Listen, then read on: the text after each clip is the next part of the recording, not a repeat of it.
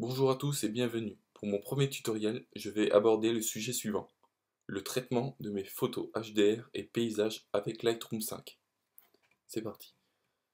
Alors, tout d'abord, je vais recadrer ma photo. Je vais aller sur un format 16 neuvième, voilà, comme ceci. Après, on va aller dans Réglages de base, Haute lumière. Donc les hautes lumières, on va descendre le curseur à -100. Ouais, c'est pour donner un peu plus de détails là. Après, ombre, plus 100. Vous voyez tout de suite, tout ce qui est les noirs profonds, il n'y en a plus. Donc voilà. Après, on va aller dans blanc. Donc dans les blancs, on va appuyer sur la touche Alt et on va redonner du blanc pur. Vous voyez, là, il faut qu'on aille jusqu'à des petits points blancs comme ceci pour avoir quelques blancs purs. Après, on va aller dans les noirs et là, on va descendre le curseur. Voilà, comme ceci. Par contre, on va donner un peu plus de pixels dans les noirs profonds pour avoir un tout petit peu plus de contraste. Et il faut toujours avoir un peu plus de noir profond que de blanc pur. Après, vous voyez déjà que la photo a déjà bien changé. C'est pas encore fini, mais on a déjà un résultat. Après, on va aller dans clarté. Alors, clarté, ça va, si vous voulez, ça va réduire. Vous avez comme une espèce de petit voile flou qu'il y a devant sur la photo. Et ça va le diminuer complètement. Donc moi là je vais l'augmenter aux alentours de 25%. Hein. Après si vous voulez pousser le HDR à fond, la clarté, vous la poussez aux alentours des 100%, hein. Tout dépend ce que vous voulez. Et vous voyez que tout de suite on a un résultat un peu plus surréaliste, qu'on n'a pas... moi c'est pas ce que je souhaite. Donc je vais retourner aux alentours de mes 25%, voilà. Après on va aller dans vibrance, on va augmenter le curseur de vibrance pour avoir un peu plus pour donner un peu plus de punch à cette photo, pour avoir des couleurs un peu plus vives. La vibrance gère surtout les couleurs pastel. Si vous voulez, on peut aussi augmenter la saturation. Hein. Pour ces traînées de lumière, vous voyez que tout de suite, ça donne un peu plus de vivacité. Voilà, comme ceci. Parce que moi, je veux que ça soit quand même un peu assez réaliste. Donc, avec le réglage de base, on a fini. On va aller dans Détail, Gain, la netteté, Gain. Moi, je vais augmenter le gain, la netteté, environ 50%. Donc là, si vous voulez, le gain, c'est appliqué à toute la photo. Donc les parties comme le ciel, là, le dessous du pont, j'ai pas besoin d'avoir de netteté là parce que y a, ça apporte du bruit déjà. Et moi, j'en ai pas besoin. Donc on va aller dans masquage. Et vous voyez que là, comme je disais, la netteté c'est appliqué partout à toute la photo. Donc vous appuyez bien sur la touche Alt pour obtenir cette deuxième fenêtre.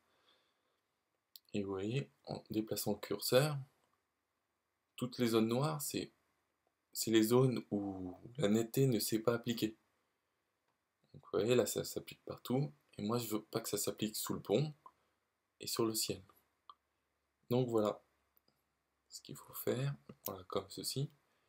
Donc là, moi, les zones de netteté sont appliquées sur le pont, pas sous le pont, sur les immeubles, sur les traînées de lumière et sur les arbres.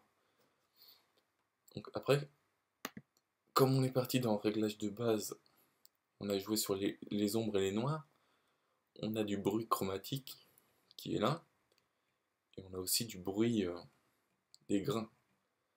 Donc pour réduire ça, on va aller dans luminance, détail, réduction du bruit, luminance. Donc là, moi, vous voyez quand même que sur les lampadaires, ça se voit bien,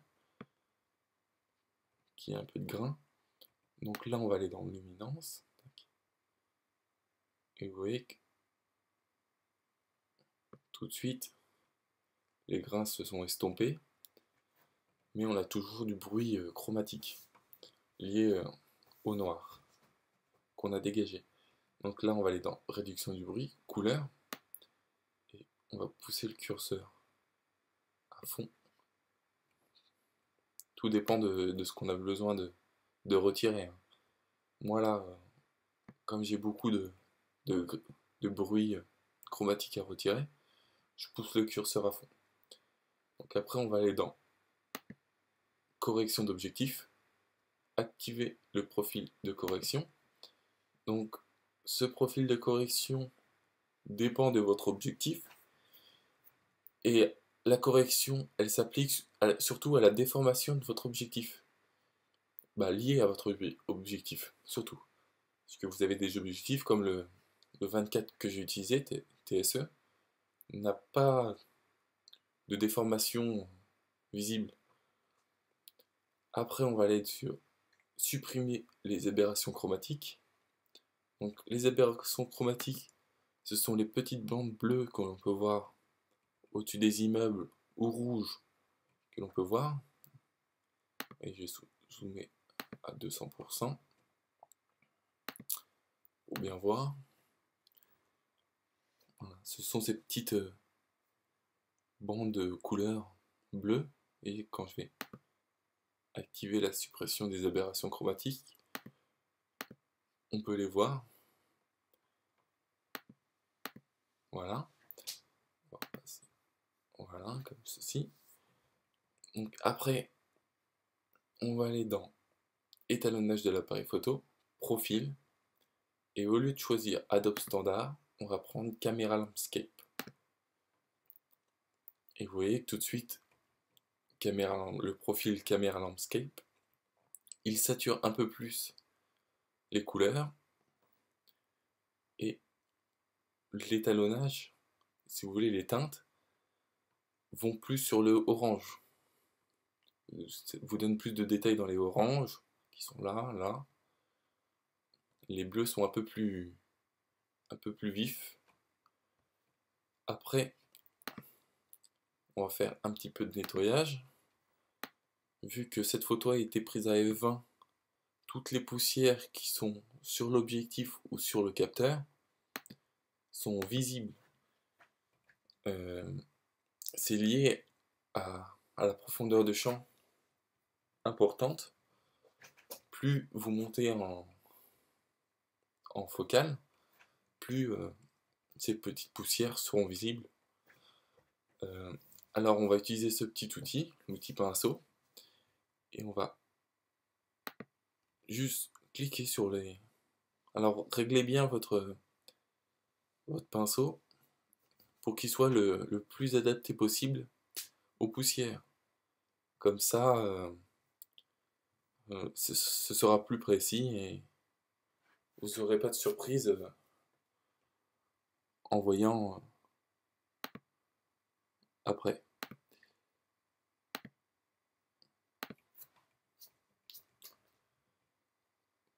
Voilà.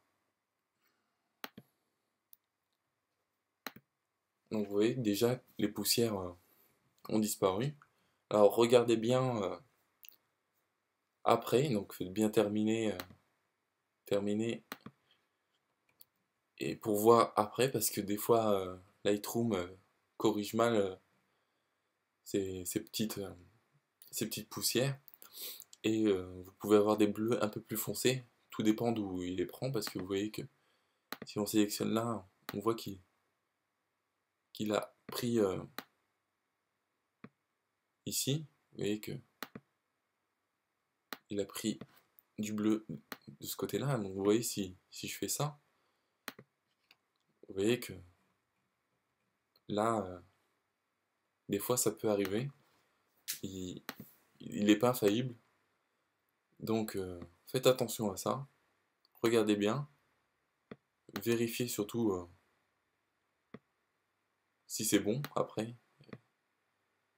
Donc là, moi, voilà, je le fais vite fait pour vous faire voir, mais je le fais surtout sur Photoshop, parce que il est bien plus précis et délivre moins d'erreurs. Donc voilà. Vous voyez que le résultat est plutôt impressionnant, le changement que l'on obtient. J'espère que ce tutoriel vous a plu. N'hésitez pas à laisser des commentaires ou questions, je me ferai un plaisir d'y répondre. À bientôt.